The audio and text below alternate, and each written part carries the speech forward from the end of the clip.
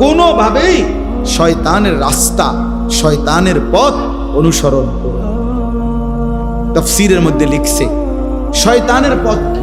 প্রত্যেক গুনাহ শয়তানের রাস্তা। যেখানেই গুনাহ সেখানেই শয়তান, যেখানেই শয়তান সেখানেই গুনাহ। এবং বুঝতেন কিনা বলে, কোনোভাবেই গুনাহের রাস্তায় যাবে, গুনাহের রাস্তায় যাবে। যে কাজ করলে, যার সাথে চললে, যে পথে গেলে গুনাহ হবে, সে পথই শয়তানের রাস্তা। যেই সঙ্গী গুনাহের দিকে আমন্ত্রণ করে সেই মূলত শয়তানের সঙ্গী, শয়তানের, সে মূলত শয়তানের সঙ্গী। তুমি যদি বুঝো যে এই ছেলেটার সাথে চললে 8 ঘন্টাতেও আমার সে কোনোদিন নামাজের কথা বলবে না, তাহলে এই সঙ্গী মূলত শয়তানের সঙ্গী, শয়তানের সঙ্গী। এমন অনেক ছেলে আছে, অনেক ছেলের বরবাদির কারণ সমবয়সী, মানে সমবয়সী বন্ধু ওই তারে শেষ করে দিচ্ছে। পৃথিবীর যেই কোনো নেশাখোর ছেলেকে আপনি খবর নিবেন, সে একাকী নেশা শুরু করে না, অসৎ বন্ধু তার এই মদ জুয়ার আড্ডার মধ্যে নিয়ে আসে। কোনো না কোনো বন্ধু জুয়ারি নিজে নিজে শুরু করে না, কেউ নিয়ে গেছে। নারীর ফান্দে কোনো না কোনো বন্ধু প্রলোভন দিয়া তারে ফেলাই। একাকী করে না, কেউ না কেউ সঙ্গী হয়, কেউ না কেউ তাকে টেনে নিয়ে যায়, টেনে নিয়ে যায়। এই জন্য আল্লাহ তাআলা বলছেন কোনোভাবেই বান্দা শয়তানের পথ অনুসরণ করো। ওয়া ইয়াত্তাবি' খুতুওয়াতিশ শাইতান, যে শয়তানের রাস্তা অনুসরণ করবে, ফাইন্নাহু ইয়া'মুরু বিল ফাহশাই ওয়াল মুনকার। মনে রাখবা, আল্লাহ বলছে মনে রাখবা বান্দা, শয়তান প্রত্যেক মানুষকে প্রথমেই অশ্লীলতা, বেহায়াপনা এবং এরপরেই যাবতীয় গুনাহের দিকেই আদেশ করবে। এজন্য শয়তানের প্রথম চাওয়া প্রত্যেকটা মানুষ ফাহশা, অর্থাৎ ফাহশা অশ্লীলতা কি? আয-যিনা ওয়া মা আশবাহাহা, অর্থাৎ নারীর সাথে সম্পৃক্ত যত গুনাহ, এটাকে বলে অশ্লীলতা। এক কথা, জিনা এবং তার সাথে প্রাসঙ্গিক যা সব, এই নাচ গান, নারী ছবি দেখা, উলঙ্গ দৃশ্য দেখা, অবৈধ সম্পর্ক করা, গান বাদ্য, ঢোল তবলা, যেইখানেই নারীকে কেন্দ্র করে যত গুনাহ, মহিলাকে কেন্দ্র করে, মেয়েকে কেন্দ্র করে যত গুনাহ, আল্লাহ বলেন শয়তানের প্রথম চাওয়া সে প্রত্যেকটা মানুষকে দিয়ে প্রথম এই কাজটাই করাইতেছে, এই কাজটাই করাইতেছে। এই পৃথিবীতে, এই জমিনে প্রথম গুনাহ যা শয়তান কাবিলকে দিয়ে করাইছিল, কাকে কেন্দ্র করে? ওই যে হাবিল কাবিলের ঘটনা কি কেন্দ্র করে? তাহলে এই পৃথিবীর প্রথম খুন কি কেন্দ্র করে? কেন কাবিল হাবিল রে মারল? নারীকে কেন্দ্র করে। এই পৃথিবীর প্রথম মার্ডার, প্রথম খুন নারীকে কেন্দ্র। এই পৃথিবীর জমিনের প্রথম পাপ নারীকে কেন্দ্র, নারীকে কেন্দ্র। এই জন্য আল্লাহ নবী সাল্লাল্লাহু আলাইহি সাল্লাম বলছেন, ফাত্তাকুদ দুনিয়া ওয়াত্তাকুন নিসা, দুনিয়ার ধোঁকা থেকে বেঁচে থাকো, নারীর ধোঁকা থেকে বেঁচে থাকো। এটা নারীকে অপমান না। নারী যখন মা সে সম্মানী, নারী যখন স্ত্রী সে সম্মানী, নারী যখন কন্যা আমার সম্মানী, নারী যখন বোন আমার সম্মানী, সে আমার ইজ্জতওয়ালা। কিন্তু নারী, যে নারী আমার দেখার অনুমতি নাই, সে আমার জন্য মুসিবত। তাকে দেখলে আমার মুসিবত, তাকে ছুঁইলে আমার মুসিবত, তাকে স্পর্শ করলে আমার আখিরাত বরবাদ, তাকে নিয়ে কল্পনা করলে আমার জিন্দেগি বরবাদ। এই জন্য আল্লাহ তাআলা বলেন শয়তানের প্রথম আমন্ত্রণ, প্রথম চেষ্টা মানুষকে দিয়ে ফাইন্নাহু ইয়া'মুরু বিল ফাহশা, অশ্লীলতা করাতে চায়। এই জন্য এই কিশোর যুবক প্রথম যখন উঠতি বয়সটা শুরু হয়, যথোপযুক্ত নিয়ন্ত্রণ যদি তার উপরে কারো না থাকে, অভিভাবক যদি শক্ত হাতে তারে ধরে না রাখে, তারে যদি সামান্য যদি এই মোবাইল কিংবা নিজের মতো বন্ধুদের মতো চলার সুযোগ করে দেয়, পরে ফিরানো বড় কঠিন। আর সে হারিয়ে যায় শুধু এই নারীর জাদু। এই বড় মোবাইল 12 বছরের ছেলেটার এত দরকার হয়ে গেল কেন? 14 বছরের এই ছেলের রাত দিন সে পৃথিবী ছেড়ে দিতে রাজি, কিন্তু মোবাইলটা ছাড়তে রাজি না। সে মা বাপরে প্রয়োজনে ত্যাগ করবে, কিন্তু মোবাইল ছাড়বে না। কেন? এত অল্প বয়সে তার এই মোবাইলটা তো দরকার হলো কেন? নারী। আপনি শুধু 1 সপ্তাহ নারীর ছবি বন্ধ হয়ে যাক মোবাইলে, সমস্ত মোবাইল দেখবেন রাস্তাঘাটে ফেলাই দিছে, অথবা বাঙ্গারি মালের দোকানে বেচা কটকুটি খেতেছে।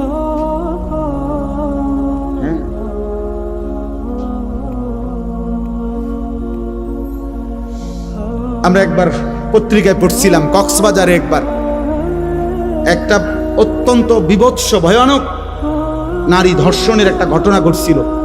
তখন এই প্রশাসনিকভাবে অল্প সময়ের জন্য নারী পুরুষকে আলাদাভাবে কক্সবাজারের এই ঘোরাফেরাটা নিষিদ্ধ করছিল আর কি, মানে একটা বিধি নিষেধ দিছিল। বেশ 1 দিন বা 2 দিনও চলে নাই, এরপর এটা প্রত্যাহার করে নিছে। কারণ সবার লাল বাতি জ্বলে গেছে। বুঝেন নাই? নারী নাই তো কক্সবাজার জমবে না। কথা বুঝেন নাই কথাটা? নারী নাই তো বিনোদন কেন্দ্র জমবে না, নারী নাই তো পার্ক রেস্তোরাঁ জমবে না। এজন্য আল্লাহ নবী সাল্লাল্লাহু আলাইহি ওয়াসাল্লাম বলছেন, ইন্নাল মারআতা তুকবিলু ফি সূরাতি শাইতান ওয়া তুদবিরু ফি সূরাতি শাইতান। বেগানা নারী সামনে যখন আসে শয়তানের আকৃতিতে, যখন সরে যায় তখনও শয়তানের আকৃতিতে, দর্শনীয় করে পুরুষের দিকে দেখা। এই জন্য এখানে স্পষ্ট আল্লাহ বললেন, ফাইন্নাহু ইয়া'মুরু বিল ফাহশা। প্রিয় যুবক, একদিন তুমি পস্তাইবা যে জিনিসের জন্য, যে নারীর আগ্রহে তুমি জীবন, যৌবন, শরীর, স্বাস্থ্য সব নষ্ট করে দিছ। একদিন দেখবা এটা এমনিই মিলে যাইত।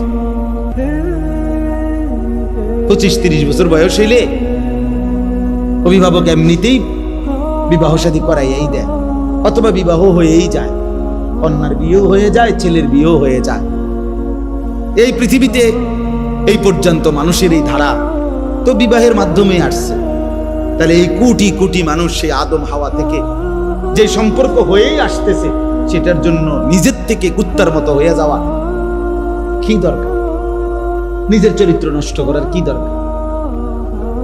আমি এই জন্য সব সময় বলি, যে চাহিদা আল্লাহ দিছে সেটা পূরণের বৈধ ব্যবস্থাও আল্লাহ রাখছে।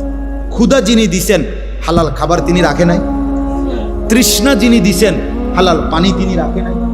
তো তিনি যৌন চাহিদা যিনি দিয়েছেন, হালাল স্ত্রী তিনি সৃষ্টি করেছেন। অপেক্ষা করো, অপেক্ষা করো। বুজুর্গানে দিন একটা পরীক্ষিত আমল বলছে যে দেখার কষ্টের চাইতে না দেখার কষ্ট সহজ।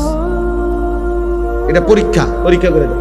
অর্থাৎ তুমি যদি কোনো ভিন নারী না দেখো, মাথা নোয়ায় রাখো, তাহলে হয়তো না দেখার একটু সময় ছাত করে কষ্ট লাগবে যে দেখলাম না, কিন্তু এরপরে আর মনে পড়বে না, কারণ আমি তো দেখি না, কি মনে পড়বে? কিন্তু দেখলে মনে পড়ে লম্বা সময়, এরপরে মনের মধ্যে অনেক কিছুই আসা যাওয়া করে, সেগুলো তো গুনাহ। দেখলাম একবার, এটাও গুনাহ। এরপরে যত কিছু এই নারীকে নিয়ে ভাবলাম, এটা গুনাহ না? তাহলে গুনাহ এবার বাড়তেই থাকলো, বাড়তেই থাকলো। কিন্তু মাথা নোয়াইয়া ফেললে, না দেখলে, হিম্মত করলে, হয়তো এখন একটু কষ্ট হইল, কিন্তু এরপরে তো আর গুনাহ বাড়বে না, কারণ আমি তো দেখিই নাই। গুনাহ বাড়বে কেন? আল্লাহ আমাদেরকে তৌফিক দান করেন, আল্লাহ আমাকেই তৌফিক দান করেন।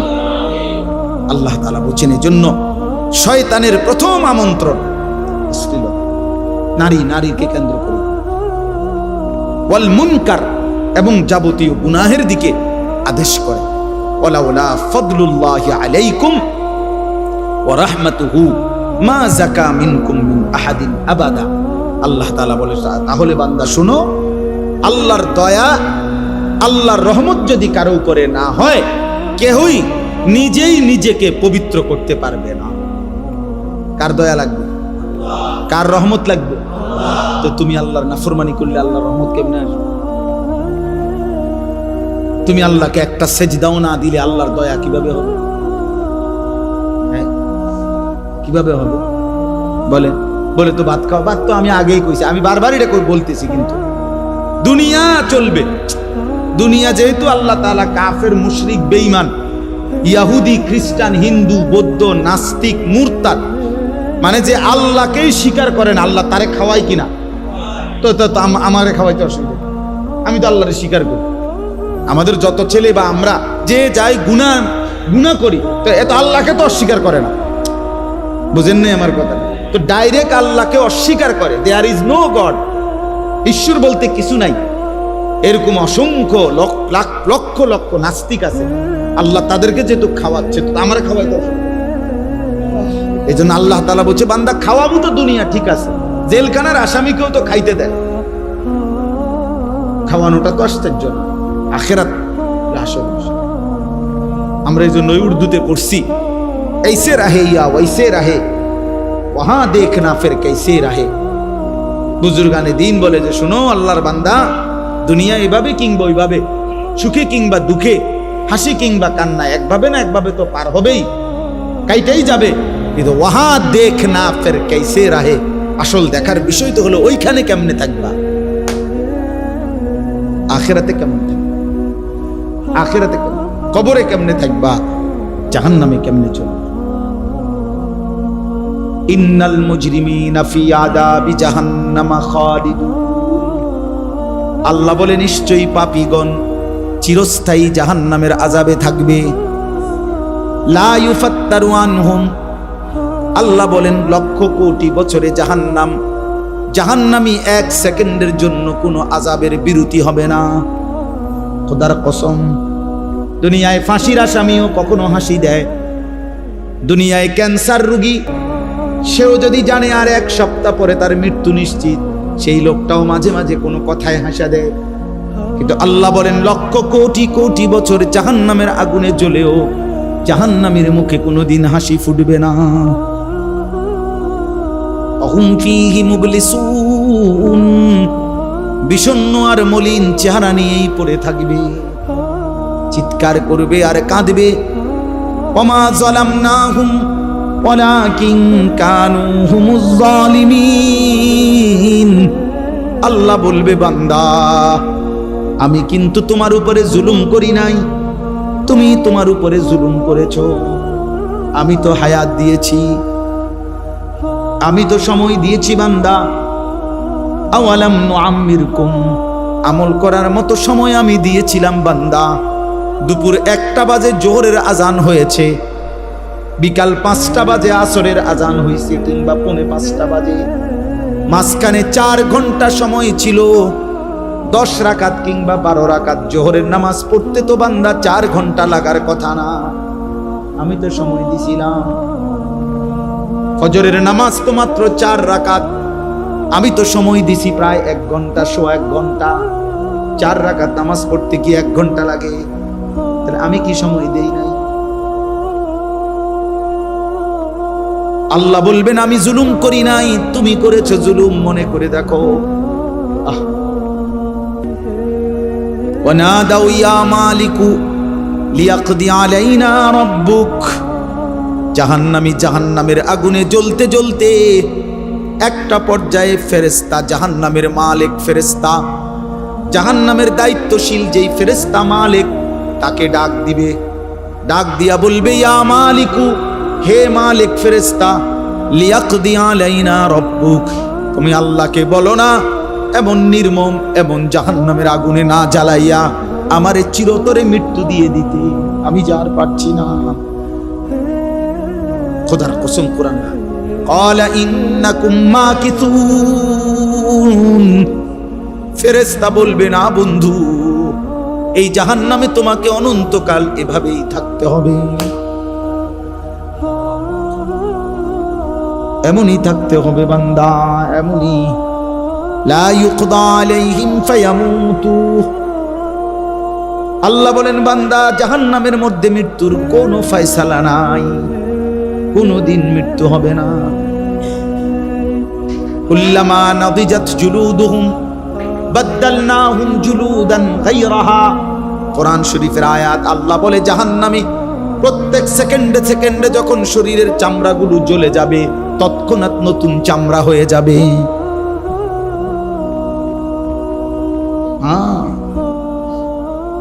সেকেন্ড সেকেন্ড নতুন করে হয়ে যায়। আল্লাহ আমাদেরকে মাফ করে দেন, আল্লাহ আমাদেরকে বুঝ দেন। ওয়ালাউলা ফাদলুল্লাহি আলাইকুম ওয়া রাহমাতুহু মা যাকা মিনকুম মিন আহাদিন আবাদা। আল্লাহ রাব্বুল আলামিন বলেন, আমি দয়া না করলে বান্দা নিজে নিজে ভালো হইতে পারবা না, ভালো হইতে পারবা না। বাংলা বই ভালো করে না, অঙ্ক বই না, ইংরেজি বই না উপার্জন শিখায়, কিন্তু আখলাক চরিত্র কোরআন এবং সুন্নাহর মাধ্যমে তৈরি হয়। জীবন গড়ে কোরআন দ্বারা, জীবন গড়ে সুন্নাহ দ্বারা, জীবন তৈরি হয় আল্লাহর রাসূলের সুন্নাত দ্বারা, জীবন তৈরি হয় নবী সাল্লাল্লাহু আলাইহি সাল্লামকে ভালোবাসা মহব্বতের দ্বারা। বাংলা, অঙ্ক, ইংরেজি, পদার্থ, জীববিজ্ঞান দিয়ে উপার্জন শিখে উপার্জন, দুনিয়ার কামাই রোজগারির কোনো ভদ্রচিত পন্থা শিখা যায়। হ্যাঁ, মানুষ গড়তে হলে কোরআন লাগবে, সুন্নাহ লাগবে, ইসলাম লাগবে, দ্বীন লাগবে, সেজদা লাগবে। আল্লাহ আমাদেরকে বুঝ দান করে। ওয়ালাকিন্নাল্লাহা ইউযাক্কি মান ইয়াশা। আল্লাহ বলছে বরং আল্লাহই যাকে ইচ্ছে করেন তিনি তাকে পবিত্র করে থাকেন। আল্লাহু সামিউন আলিম। আর আল্লাহ তোমাদের যাবতীয় কর্মকাণ্ড শুনতেছেন, দেখতেছেন, জানতেছেন। সবাইকে ফাঁকি দিল, আল্লাহকে ফাঁকি দিবেন। আজকে হয়তো ইমাম সাহেব পারলো না, আর আপনি দমক দিছেন, আপনি একটু বল দেখাইছেন, তো ঠিক আছে, ইমাম সাহেব হেরে গেল। আর আখেরাত আল্লাহর কাছে কথা বুঝছেন না, আমি পারলাম না আর কি, মসজিদের ইমাম সাহেব পারলো না আর কি, ইমাম সাহেবরা আপনি দমক দিয়ে থামাই দিলেন আর কি, ঠিক আছে, আপনি জিতলেন, এখানে জিতলেন। আখেরাতে আল্লাহর সামনে, আল্লাহর সামনে হিসাবের ময়দানে সেদিন কি হবে? আল্লাহ আমাদেরকে বুঝার তৌফিক দান করে। এই জন্য যে কয়জন কিশোর ছেলে শেষ পর্যন্ত তোমরা বসছো, বাবা তোমাদের কাছে অনুরোধ, বাপ আমি যদি আর কোনোদিন আসতে না পারি, একবারই আসলাম, একবারই আসলাম, একবারই বলে গেলাম, বাবা ফজরের নামাজ পড়ো, ফজরের নামাজ। আল্লাহ নবী সাল্লাল্লাহু আলাইহি ওয়াসাল্লাম বলছেন, মান সাল্লা সুবহা ফাহুয়া ফি জিম্মাতিল্লাহ। যে ফজরের নামাজ পড়ে আল্লাহ তাআলার জিম্মায়, আল্লাহর কোলে সে ঢুকে যায়। আল্লাহ যেন বলে, ঠিক আছে বান্দা, তুমি আমার হয়ে গেল, আজ তোমার সারাদিন আমি দেখব, আজ তোমার আমি ফাহুয়া ফি জিম্মাতিল্লাহ। নবীজি বলছে, যে ফজরের নামাজ পড়ে কর্মস্থলের দিকে বের হয়, সে যেন আল্লাহর পতাকা নিয়ে বের হয়। তাহলে পড়বানি ভাই ইনশাআল্লাহ? বলো, হিম্মত করো, পারবা।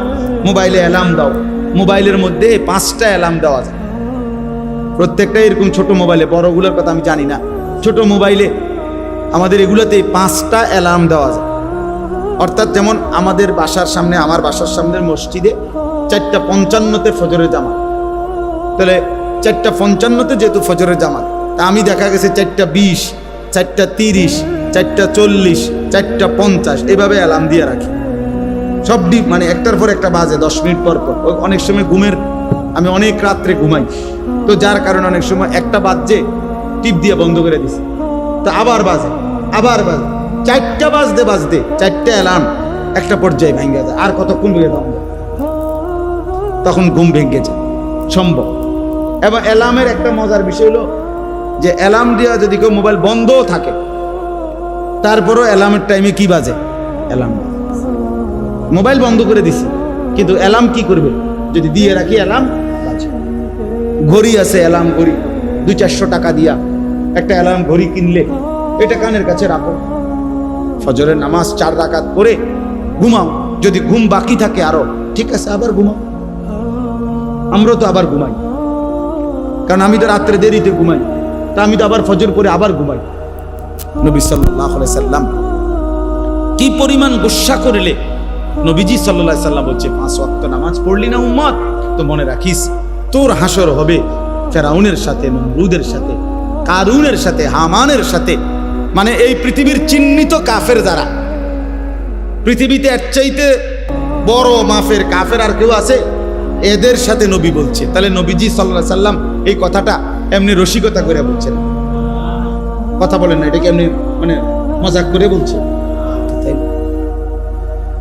তাইলে এই জন্য বলছি, আল্লাহ নবী সাল্লাল্লাহু আলাইহি ওয়াসাল্লাম তিনি তো বলছেন এটা, যে তোর হাসর হবে বেঈমানদের সাথে। নামাজ কেন পড়লাম? এই জন্য আপনারা আমরা প্রত্যেকেই বুঝবেন, এটা মনে রাখবেন। ইনশাআল্লাহ আমরা 5 ওয়াক্ত নামাজ পড়ার চেষ্টা করব ইনশাআল্লাহ। সবাই রাজি তো ইনশাআল্লাহ? আজকের এই মজলিস আল্লাহ কবুল করে নেন। প্রিয় নওজোয়ান, নষ্ট হইও না বাপ, তোমার কথা কেউ মনে রাখবে না, বন্ধুরাও তোমারে ভুলে যাবে, এই পৃথিবী তোমারে ভুলে যাবে। এই পৃথিবী থামে না। এই উত্তরা মাইলস্টোন স্কুল অ্যান্ড কলেজে যেদিন এতটা ভয়ানক অ্যাক্সিডেন্ট হলো, এই অবুঝ বাচ্চাগুলো মারা গেল, সেদিন কি ঘন্টা, মিনিট, সেকেন্ড থেমে গেছিল? পৃথিবীর গতি থেমে গেছিল? কোনো একটা মিনিট থামছিল? একটা স্বার্থপর এই দুনিয়া থামে না। রাস্তার কোনো অ্যাক্সিডেন্টে গাড়ি বন্ধ হয়ে যায়, পাশে দিয়া হর্ন দিয়া কোনো না কোনো ভাবে পুলিশ ডাইকা হইলো, কি করে যায়? চলে যায়। কেউ এই যে লোকটা লাশ হয়ে গেছে, গাড়িটার মধ্যে 3টা মানুষ মারা গেছে, আরে মরলে মরুক, আমার সময় নাই, আমি যাই। স্বার্থপর কেউ রে মনে রাখে। তোমার পাওটা ভাঙ্গা দেখো, তুমি অ্যাক্সিডেন্টে মোটরসাইকেলে, তুমি যে জঙ্গলির মতো মোটরসাইকেল চালাও, তোমার পাওটা ভাঙলে বন্ধু নামের এই দুষ্টরা কেউ কিন্তু তারা নিজের পাও ভাঙবে না, শুধু দেখে যাইয়ে বলবে আচ্ছা বন্ধু ভালো থাকিস, আবার কথা হবে, খালাস। এরপরে অ্যাক্সিডেন্টের যাবতীয় খরচ বাবার কাঁধে না বন্ধুদের কাঁধে। তো বন্ধু নামের যে শয়তান তোমারে এত জোরে মোটর চালাইতে উৎসাহিত করছে, ওই শয়তান এখন আসে না কেন? তাইলে কেউ না, স্বার্থপর দুনিয়া, স্বার্থপর। আল্লাহ আমাদেরকে হেফাজত করেন। আজকের এই মাহফিল আল্লাহ কবুল করেন। যাদের ফিকিরে, যাদের ইন্তজামে, যাদের সাহায্যে সহযোগিতা হয়েছে, আল্লাহ যেন আগামী দিনেও এমন সুন্দর মজলিস করবার তৌফিক দান করেন। কিন্তু মূল কথা হলো ভাইয়া, আলাদা আলাদা শোনো। আলাদা আলাদা শোনো মানে হলো তুমি শুধু তোমার জন্য শোনো। তুমি মনে করো যে আমাকেই বলতেছে, তাইলে জীবনে বরকত হবে। একটা কথা শুনলাম যে কিছুই বুঝলাম না, আমি আমার মতোই, তাইলে তো ভাইয়া এটা কোনো ফায়দা হবে না। প্রতি মিনিট, প্রতি ঘন্টা আমারও যায়, শ্রোতাদেরও যায়। তাইলে যেই ঘন্টা যায়, যেই নিঃশ্বাস যায়, আরবিতে বলে এটা আর কখনো লা ইয়াউদু আবাদান, সেই নিঃশ্বাস আর কখনোই ফিরে আসে না। তার মানে প্রতি সেকেন্ড, প্রতি মুহূর্ত এই পৃথিবীতে আর কারো জন্যই ফিরে আসে না। কাজে লাগাইলেও অথবা বরবাদ করলেও, একেবারে পৃথিবীতে কেউ যদি সর্বোচ্চ ভালো কাজও করে তারপরেও সে থাকবে না, সর্বনিকৃষ্ট মন্দ কাজও যদি কেউ করে তাও সে থাকবে না। এবং কোনো ঘন্টা, মিনিট, সেকেন্ড পৃথিবীতে আর ফিরে আসে না। প্রত্যেক মুহূর্তেই নতুন নতুন। যেমন আজকে 4 আগস্ট 2025, রোজ সোমবার। তো ঠিক এই শিরোনাম পৃথিবীতে আর কোনোদিন হবে না। আগামী বছরও 4 আগস্ট হবে, সেটা 2026 সাল। আগামী সপ্তাহেও আবার সোমবার আসবে, কিন্তু সেটা 4 তারিখ, ধরেন সেটা 11 তারিখ, 4, 7, 11 তারিখ। তাহলে ঠিক হুবহু এই শিরোনাম আর হবে। এজন্য কিতাবের মধ্যে আছে, প্রত্যেকটা দিন যখন ভোর হয় তখন পৃথিবীবাসীকে ডাক দেয় আল্লাহর কুদরতে, ডেকে বলে যে হে আল্লাহর বান্দা, আমি একবারের জন্যই এসেছি, আমি আর আসবো না, তুমি আমারে কদর করো, বরবাদ করো। প্রত্যেকটা সন্ধ্যা যখন হয়, প্রতিটা সন্ধ্যা সূর্য যখন ডুবে, তা আবার নতুন করে বলে যে হে পৃথিবীবাসী, আজকের রাত আমি একবারই আসছি, আমি রাত আর কোনোদিন আসব না, নতুন রাত আসবে, আমি আর কোনোদিন ফিরব না, তুমি আমারে নষ্ট করো না, কদর। তাহলে প্রতি ঘন্টা, মিনিট, সেকেন্ড, সপ্তাহ, দিন, মাস, বছর আমাদের জীবনে একবার একবার। ইমাম শাফিঈ রাহমাতুল্লাহি আলাইহি, চার মাযহাবের একজন ইমাম, জগৎ বিখ্যাত ফকিহ ছিলেন, মুজতাহিদ ছিলেন। তো ইমাম শাফিঈ রাহমাতুল্লাহি আলাইহি বলতেন, আল ওয়াক্তু সাইফুন, সময় হচ্ছে তরবারির মতো, ইনলাম তাকতাহু কাতাআক, তুমি যদি সময়কে না কাটো তো সময় তোমাকে কাটতে কাটতে চলে যাবে। মানে হইল সময়কে কাটতে হয়, কাটতে হয় মানে ভাগ করতে হয়। আমি একটা পরিকল্পনা মিলাইতে হবে যে আমি নাস্তা খাবো কতক্ষণ, ঘুমাবো কখন, আমার বিশ্রাম কখন, আমার অফিস কখন, আমার চাকরি কখন, আমার ফজরের ওয়াক্ত কখন, আমার জোহরের ওয়াক্ত কখন। এই যে ভাগ করে করে ঘুমাইলাম তো ঘুমাইলাম, আর ওঠে না, বসে রইলাম তো বসেই রইলাম, আর শোয় না। এটা তো কোনো জিন্দিগি না। রাতের 3টা বাজে গেছে, তুমি ঘুমাও না, আবার সকাল 10টা বাজে গেছে, তুমি উঠো না। এটা তো একটা অপদার্থ জীবন,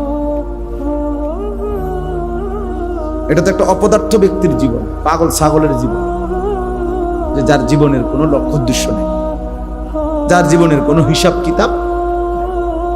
বরং তিনি বলেন যে বুদ্ধিমান সময়কে কাটে, ভাগ করে, আর কি কেটে কেটে ভাগ করছে। এই আধা ঘন্টা এই জন্য, 2 ঘন্টা এই জন্য, 3 ঘন্টা আমার এই কাজের জন্য, এইভাবে ভাগ করে, রুটিন করে, যেটা আমরা রুটিন বলি। তো তিনি বলেন যদি তুমি সেই সময়কে ভাগ না করো তো সময় তোমাকে কাটতে কাটতে, যে অবস্থাতেই তুমি থাকো, হাসো কিংবা কাঁদো, সুখে কিংবা দুঃখে, মূল্যায়ন করো আর অবমূল্যায়ন করো, সময় তোমাকে কাটতে কাটতে তোমার উপর দিয়ে চলে যাও। এটা সহজে বুঝার একটা উপায় হলো, রাত্রে যদি আমরা ঘুমাই, নীরব যখন হয় তখন দেওয়াল ঘড়ির আওয়াজের দিকে যদি কেউ খেয়াল করে তাহলে বুঝবো। আমি অনেক সময় এটা, আমার বাসার দেওয়াল ঘড়ি আছে বাসায়, আমার রুমে, ওইটার দিকে ভাবি আর কি। ওইটার একটা সেকেন্ডের কাটাটা কাট কাট কাট কাট কাট কাট করে হালকা আওয়াজ, যখন চারিদিকে আওয়াজ বন্ধ, তো এই সেকেন্ডের কাটার আওয়াজটা শোনা যায়। তা আমি মনে মনে ভাবি যে এই যেন সেকেন্ড আমাকে কাটতে কাটতে কাটতে কাটতে আমার উপর দিয়ে চলে যায়। তাহলে আমরা কিন্তু প্রত্যেকেই এমন, আমাদের জীবনে এমন। তাহলে এই একটা কথা। 2 নম্বর কথা হলো আমাদের যে জীবনটা, হায়াত, এটাই কিন্তু সময়। যেটা সময় এটাই হায়াত, যেটা হায়াত জীবন এটাই সময়। প্রত্যেকের জীবন, প্রত্যেকের সময়, প্রত্যেকের সময়ই জীবন। অর্থাৎ যেমন আমার বয়স এখন 44 বছর, আমার হায়াত তো মানে কি, এই পরিমাণ ঘন্টা, মিনিট, সেকেন্ডের সমষ্টি, এরই তো নাম 44 বছর। 24 ঘন্টায় একটা দিন গেছে, এমনি এমনি গুনতে গুনতে 44 বছর হয়েছে। বুঝেন না কথা? 1 সপ্তাহে একটা সপ্তাহ গেছে, তো এমনি এমনি গুনতে গুনতে 44 বছর হয়েছে। 12 মাসের একটা বছর গেছে, তো এইটা গুনতে গুনতে তো কি হয়েছে, 44 বছর হয়েছে। এটাই তো হিসাব। তাহলে আমার জীবন মানে তো আমার এই সময়ের সমষ্টি, সময়ের হিসাব, এটাই আমার জীবন, এটাই আমার হায়াত। তাহলে ঘন্টা যায়, আমার হায়াত যায়। মিনিট যায়, মূলত কি যায়, আমার হায়াত যায়। একটা সপ্তাহ পার হইলো মানে কি পার হইলো, আমার হায়াত পার হইলো। একটা বছর পার হইলো মানে আমার হায়াত পার। এজন্য সময়টাই জীবন, জীবনটাই সময়, সময়টা। এজন্য কোনো মানুষ গুরুত্ব দেখ আর অবহেলা করো, সময় নামের এই জীবনটা, হায়াতটা, এটা গলতেই থাকে, চাইতেই থাকে। এজন্য আমরা কিতাবে পড়ছি, বুজুর্গানে দিন বলছে, ওই আগের দিনে বাজারে বরফের বড় বড় চাকা বিক্রি করতো, বরফের চাকা আর কি। এখন কমে গেছে, আগে ছিল এটা বেশি। তো বরফের চাকা যে বিক্রেতা বিক্রি করে, এটা তার একটা পুঁজি। মনে করেন সেইটা একটা চাকা 10টা চাকা বরফের চাকা কিনে আনছে বেচতুবিল্লা বাজারে মানুষের জন্য। তো এটাই তার পুঁজি, এখানে 300 টাকা সে পুঁজি খাটাইছে। তো তার পুঁজিটা এমন যে বুজুর্গানে দিন বলতেন যে বাজারে সবচেয়ে বেশি চিল্লা কাস্টমারকে ডাকে এই বরফ বিক্রি। কেন? কারণ তার এটা এমন একটা পুঁজি, যদি কাস্টমার কিনতে দেরি না করে, না নেয়, প্রতি সেকেন্ড যাচ্ছে মানে তার পুঁজি গলে যাচ্ছে। এটা তো চাক বরফ, এটা যদি বেচা না হয় একটা সময়ের ভিতরে 10 মিনিট হোক 1 ঘন্টা হোক, একটা পর্যায়ে যদি বিক্রি না হয় তাহলে তার কিন্তু পুঁজি শেষ, পুঁজিটা গলে যাবে, পুঁজিটা গলে যাবে। ঠিক আমাদের হায়াত এমন, আমরা যদি কাজে না লাগাই খোদার কসম ওই বরফের চাকার মতো গলে গলে আমাদের হায়াত ঠিকই শেষ হয়ে যাবে, আমার পুঁজি শেষ হয়ে যাবে। একদিন এমন একটা ভোর হবে, একদিন একটা আফসোস হবে। কাল্লা সাউফা তা'লামুন, আল্লাহ তাআলা বলে বান্দা খুব দ্রুতই তুমি জানতে পারবে, বুঝতে পারবে যে কি তোমার করা উচিত ছিল অথচ তুমি কি করেছো। ফিল কবরে, তাফসীরের মধ্যে লিখছে যে কবরের মধ্যে। সুম্মা কাল্লা সাউফা তা'লামুন, আবার তুমি জানতে পারবে, বুঝতে পারবে। ফিল আখিরাতে, আখিরাতে কি ছিল উচিত তোমার অথচ তুমি কি করেছো। কিন্তু ফায়দা কি হবে? বুঝে তো আসছে, লাভ কি হবে? কবরে তো তুমি বিষয়টা বুঝছো, বেনিফিট কি? সেই বুঝের লাভ কি? আজ বুঝলে লাভ, আজকে বুঝলে কি, আজকে বুঝলে ফিরবার সুযোগ আছে, আজকে বুঝলে নিজের ভুল শুধরানোর সুযোগ আছে, আজকে বুঝলে নিজের পাপ তওবা করে আল্লাহ থেকে মাফ নেওয়ার সুযোগ আছে, আজকে বুঝলে নতুন উদ্যমে আমলের মধ্যে লিপ্ত হওয়ার, আমল শুরু করার সুযোগ আছে। যে ঠিক আছে আমি পেছনটা ভুল করছি, কিন্তু আজ তো বুঝছি বেঁচে থাকতে, তা আমি নতুন করে তওবা করে আমল শুরু করছি। ইল্লা মান তাবা ওয়া আমানা ওয়া আমিলা সালিহান, আল্লাহ বলছে যে তওবা করলো, আমারে বিশ্বাস করলো, নতুন করে আমল শুরু করলো, আমি আল্লাহ ওয়াদা দিলাম তার পিছনের সব গুনাহ আমি আল্লাহ তাআলা মুছে তো দেবই, ওই গুনার পৃষ্ঠাগুলোতে নেকি লিখে দেব। ফাউলাইকা ইউবাদদিলুল্লাহু সাইয়্যাতিহিম হাসানাত, কোরআন শরীফের গুনার পৃষ্ঠায় নেকি লিখে দেব। এই জন্য নওজোয়ান এটা বুঝতে শেখো, বাবা আপনিও বুঝতে শেখেন। 60 বছর বয়স যার, আপনি বুঝেন পিছনের হায়াতের দিকে 1 মিনিট চোখ বুলান, চোখ বুলান। 60 বছরের আখিরাতের অর্জনটা কি? 60 বছর বয়স এখনো বিড়ি খান, তাহলে আপনি ফিরবেন কখন? 60 বছর হায়াত হয়ে গেছে, আপনি এখনো চা দোকানে, টেলিভিশনে, রঙিন টেলিভিশনে নাচ গান দেখেন। আপনি যে কত বছর ধরে নাচ গান দেখেন, তাহলে আপনি ফিরবেন কখন? 60 বছর বয়স হয়ে গেছে, এখনো কথা বললে, গালি দিলে গালি ছাড়া কথা বলতে পারেন না, এমন অসভ্য অভ্যাস আদৌ ছাড়তে পারলেন না। ছাড়বেন কখন? সময় হবে কখন? তাহলে কি বুঝাইতে চাইছেন? আপনি 600 বছর বাঁচবেন? কি বলেন চাচা? 600 বছরের হায়াত নিয়ে আসছেন, তাইলে ভেবে দেখেন, ইনসাফ করে, ইনসাফ করে বাবা উচিত। 60 বছর হয়ে গেল, এখনো কিস্তি নেই, এখনো কথা বললে মিথ্যা বলে, এখনো মেল মিটিং এ বাটফারি করে, এখনো মানুষের জমি ঠেলে,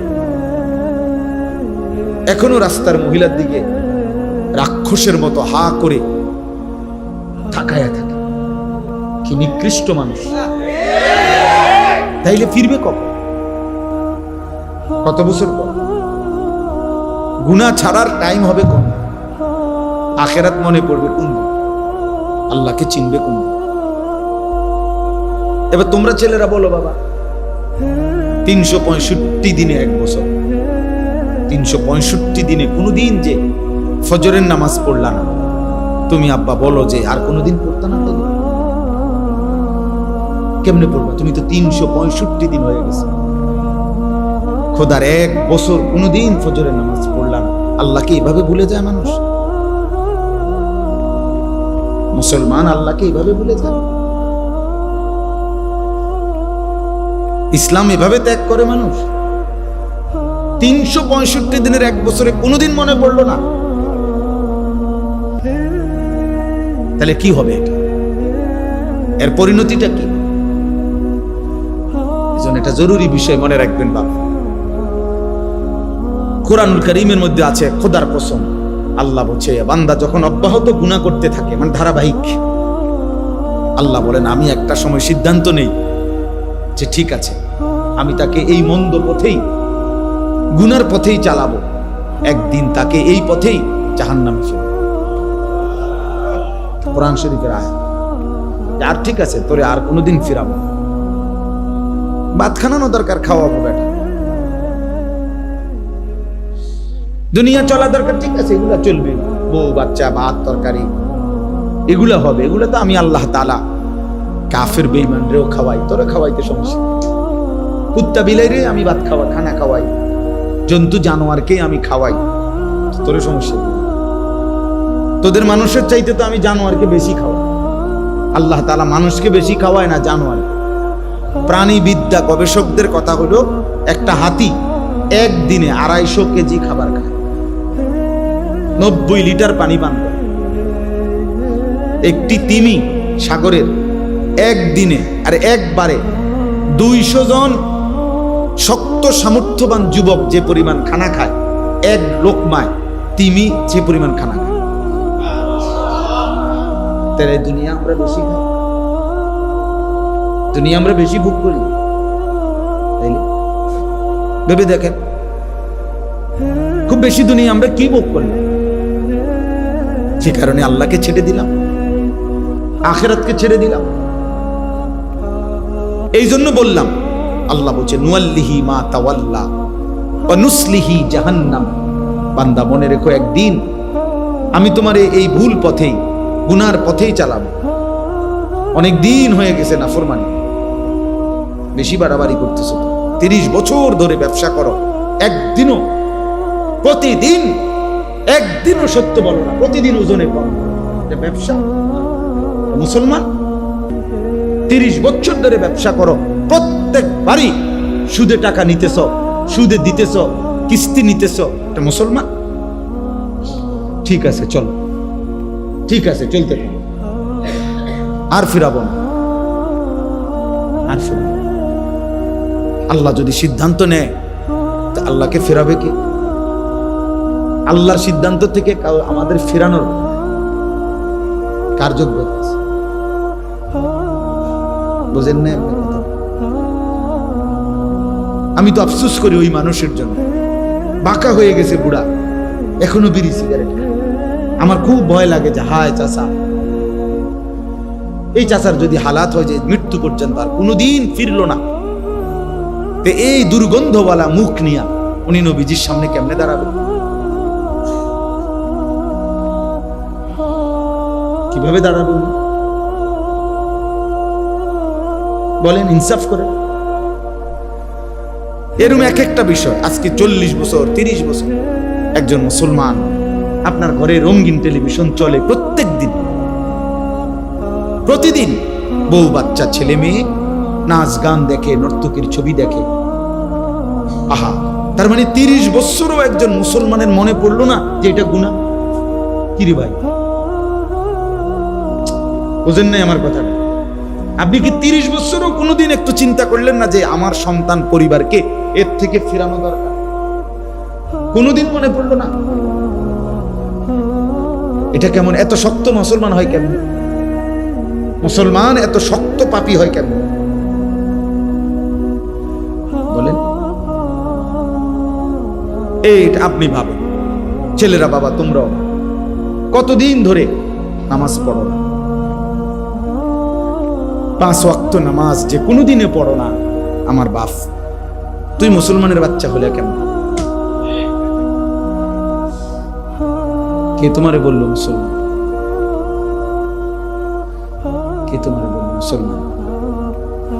হ্যাঁ, তুমি মানুষের বাচ্চা হলা কিভাবে? একদিন একবার একটি সেজদা শুধু দেয় নাই, একটা সেজদা। সেদিন থেকে আল্লাহ তাআলা ইবলিসকে বললেন, আজকের থেকে তুই শয়তান। এর আগে তো তাকে শয়তান বলা হতো না, বুঝেন নাই? ইবলিস আগে কি ছিল না? শয়তান ছিল না, ও তো ছিল মুআল্লিমুল মালাইকা, ফেরেশতাদের শিক্ষক ছিল। আজ একটা সেজদা দেয় নাই শুধু। আল্লাহ বলছেন, এক নম্বরে তুমি শয়তান, দুই নম্বরে বলছে তুমি রাজিম, তুই রাজিম, অভিশপ্ত।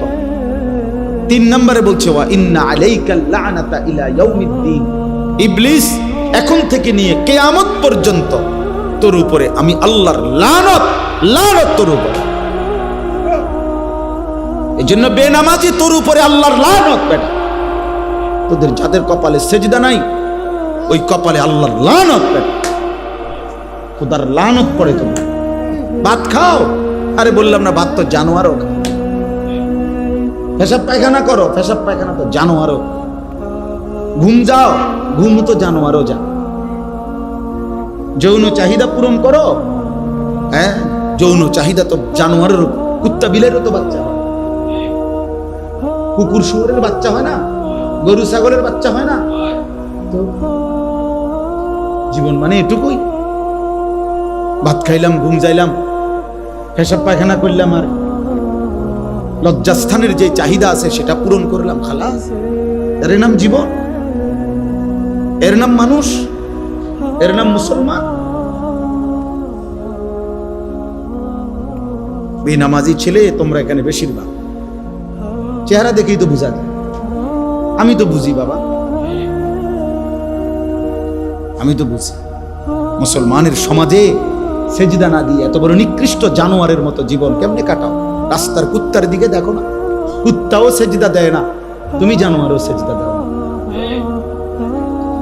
এই জন্য আমি প্রায় পরামর্শ দেই যে তোমরা যারা সেলফি তুলতে মজা পাও, বেনামাজি তোমরা কুত্তার লোকে সেলফি উঠাইবে, তাইলে তোমাদেরকে মানাইবে ভালো। কারণ ওই জানোয়ারও সেজদা দেয় না, তুমি জানোয়ারও সেজদা দাও। যেন ওর সাথে ছবি উঠাইবা, উঠাইয়া পোস্ট দিবে, তাইলে চমৎকার দেখাবে, মানাবে ভালো। তাবাকান না'লু বিন না'ল, আরবিতে বলে জুতার সাথে জুতা মিলছে। জুতার সাথে জুতা কি হইছে? এজন্য জানোয়ারের সাথে জানোয়ার মিলছে। ঠিক হওয়ার দরকার নেই, আমি ঠিকের জন্য অপেক্ষা। মস্কারি করো না, ঠিক বলারও দরকার। তুমি শোনো আলাদা, আমি প্রথমে এই জন্য বলছি আলাদা। একজন শোনো, তুমি বদলাও, ও না বদলা, ও না বদলা। আমরা একসাথে প্রাইমারি স্কুলে অনেক ছেলে পেলে আমরাও খেলছি একসাথে, তো সবাই মাদ্রাসায় পড়ে না, তাই বলে আমি ছাড়ি না। কথা বোঝেন না? আমাদের সমবয়সী অনেকে বিদেশ গেছে, আমাদের সমবয়সী অনেকে অনেক কাজ করছে, করতেছে, আলহামদুলিল্লাহ। তাহলে আমার কথা হলো, আমি বন্ধুদের সাথে ভাইসা যাইতে হবে, সমবয়সীদের সাথে ভেসে যাইতে হবে, এটা ঠিক না বাবা। তুমি কমপক্ষে, আমি আলাদা আলাদা ভাবে ভাবা দরকার, ভাবা দরকার। এই জন্য আমরা বললাম যে একজন মুসলমান, আমি যে কথাটা বলছি এটা সবচেয়ে বড় ভয়ের কথা হলো, আল্লাহ বলছে আমার কোন বান্দা যখন ধারাবাহিক নাফরমানি করে, আমি আল্লাহ একটা সময় সিদ্ধান্ত নেই, পরে আর ফিরাবো না। ওয়ালা তাকুনু কাল্লাযীনা নাসুল্লাহ ফাআনসাহুম আনফুসাহুম উলাইকা হুমুল ফাসিকুন। রব্বুল আলামিন বলে, মুমিন, হে ঈমানদার, আমি আল্লাহকে এই পরিমাণ ভুলে যেও না। যদি আমারে বেশি দিন ভুলে যাও, আমি আল্লাহ একদিন তোমার নিজেকেই তোমার থেকে ভুলিয়ে দেব, তোমার আত্মপরিচয় তোমাকে ভুলিয়ে দেব, তুমি যে মুসলমান এ কথা ভুলায় দেব, তোমার যে কবর আছে এটা তোমাকে আমি ভুলিয়ে দেব, তোমার যে আখিরাত হবে এটা তোমাকে আমি ভুলিয়ে দেব। তোমার যে হাসরের বিচারের ময়দান হবে এটাই তোমার থেকে আমি ভুলিয়ে দেব, আর কোনোদিন মনে পড়বে না। মনে পড়বে শুধু জীবন মানে খাও, ঘুমাও, ফুর্তি করো, নাচো, গাও, জীবন শুধু লাইফ, দুনিয়ায় ভোগ করো। কোরআনুল কারীমে আছে, আল্লাহ বলেন কাফের বেঈমানদের কথা, এটা মা হিয়া ইল্লা হায়াতুনাদ দুনিয়া। আল্লাহ বলে সমস্ত কাফের বেঈমানের কথা হলো জীবন মানে শুধুই দুনিয়া। জীবন মানে নামুতু ওয়া নাহইয়া, কেউ মরবে কেউ বাঁচবে, হ্যাঁ, কেউ মরবে কেউ বাঁচবে, খালাস। এই যে অনেক বিভিন্ন রকমের অ্যাক্সিডেন্ট, বিপদ, দুর্ঘটনা হলে অতি বুদ্ধিজীবী যারা, তারা এগুলা বলে প্রাকৃতিক দুর্যোগ, এগুলো প্রকৃতিতে হতেই পারে, এ নিয়ে ঘাবড়াবার কিছু নেই, এগুলো প্রাকৃতিক দুর্যোগ। এরকম হবে ঘূর্ণিঝড়, জলোচ্ছ্বাস, টর্নেডো, সাইক্লোন, মহামারী, বন্যা, দুর্ভিক্ষ, মহামারী হতেই পারে, এগুলো প্রাকৃতিক দুর্যোগ। অথচ কোরআনুল কারীমের মধ্যে আছে, আল্লাহ বলছে বান্দা এগুলো আযাব।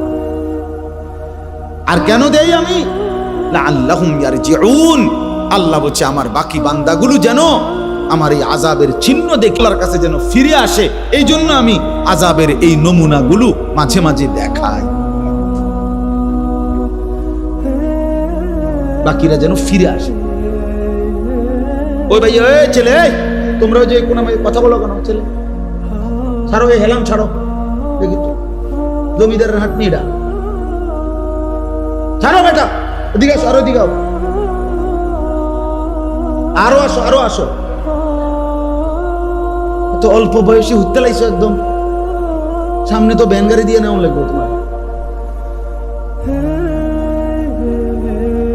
এতটুকু তো বুঝো বাবা, এটা মসজিদ। হেলান দিবা না, একটা জোয়ান ছেলে হেলান দিবা না। বয়স্ক হইলে তো ঠিক আছে, উনি অসুস্থ দুর্বল মানুষ, এত অল্প বয়সী বাচ্চা এত বয়সে কাজিয়ে গেল কেন? অনেক ছেলে, তোমরা বুঝো না বাবা, তোমাকে চেহারা দেখলে আমরা বুঝি গুনাহ তোমাদের চোখ ভিতরে ঢুকায় ফেলছে, তোমাদের সাফা ভিতরে ঢুকায় ফেলছে। আল্লাহর কসম, তোমরা কেউ লাভবান হচ্ছ না এই নারী দেখে, ছবি দেখে, উলঙ্গ দৃশ্য দেখতে দেখতে। আল্লাহর কসম, শরীর দুর্বল হয়। এটা সাহাবাদের কওল, বুজুর্গদের কওল, এটা পরীক্ষিত। গুনাহ মানুষের শরীর দুর্বল করে, পাপ মানুষের শরীর দুর্বল, চেহারার সৌন্দর্য নষ্ট করে, অন্তর অন্ধকার করে, সে আর কোনো আলো দেখে না। চারিদিকে মসজিদ, সে যেন একটা মসজিদও দেখে। এক ওয়াক্ত নামাজের সময় কল্পনা করেন চাচা, মনে করেন একটা গ্রামে কমপক্ষে তো 5-10টা মসজিদ আছে, প্রত্যেক মসজিদের যদি মাইকের হরন একেবারে যদি গড়ে 60টা করে হরন থাকে, তো 10টা মসজিদে যদি একসাথে আজান হয়, তাহলে 40টা হরন দিয়া আজান হয়েছে। কি পরিমাণ আওয়াজ হয়েছে! কিন্তু এটা কি পরিমাণ জানোয়ার, কি পরিমাণ নাফরমান! এতগুলো হরন এই জানোয়ারের কানে একটু নড়াচড়াও করলো না। তুই কি পরিমাণ নিকৃষ্ট, কি পরিমাণ নিকৃষ্ট! তুই মানুষের সংসারে, মানুষের সমাজে থাকস কেমনে জানোয়ার? তুই তো সুন্দরবন আর আফ্রিকার জঙ্গলে ওই জানোয়ারদের সাথে থাকা উচিত বেটা। মানুষের বাচ্চা হইলি কেমনে? মুসলমানের বাচ্চা হইলি কেমনে? তোর আব্বা কেমনে মুসলমান, তোর মা মুসলমান, মা পবিত্র দুধ খাওয়াইছে তোরে 2টা বছর আল্লাহর নাফরমানির জন্য। বাবা তার রক্ত পানি করে কামাই করে তোমারে বড় করছে এই নাফরমানির জন্য। কি মেয়ে, এই ছেলে বলো, 14 বছর পর্যন্ত মা বাপ তোমারে পালছে, তুমি 16 বছর বয়সে সারা রাত উলঙ্গ ছবি দেখবা, এর জন্য তোমারে মা পালছে তোমারে? কিরে বেটা অসভ্য!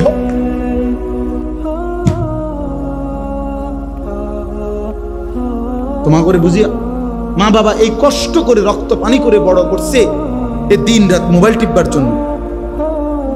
কার নারী দেখো? নারী তো তোমার মা,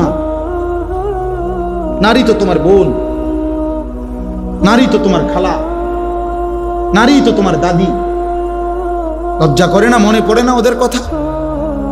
তুমি ভিন নারী দেখো কেমনে, উলঙ্গ ছবি দেখো কেমনে, জিনা ব্যভিচারের দৃশ্য দেখো কেমনে। তোমার চেহারাটার কি অবস্থা, চুলটার কি অবস্থা, চেহারাটার কি অবস্থা, কার মতো চুল রাখছো? একবারও মনে পড়লো না? কার মতো? কোন কাফের, বেঈমান, ইহুদি, খ্রিস্টান, মুসলমানের পছন্দের হইতে পারে? তাদের ওরা কার মতো চুল রাখছে বলো ভাইয়া? এগুলো কি কোনো কাফেরের না, কোনো ইহুদির না? বলো ভাই, বলো। এত এত রুচিহীন হইলা কেন? গুনাহ এত পছন্দ হলো কেন? আল্লাহকে এভাবে ভুলে গেলাম কেন? ইয়া আইয়ুহাল ইনসান মা গাররাকা বিরাব্বিকাল কারীম। রব্বুল আলামিন বলে, হে মানুষ, আমার মতো এমন দয়ালু মেহেরবান রব, এমন মালিক থেকে কে তোমারে ধোঁকা দিল? মা গাররাকা, এমন মনিবি কেমনে ছেড়ে দিলা রে বান্দা? এমন দয়ালু মালিক কেমনে ছেড়ে দিলা?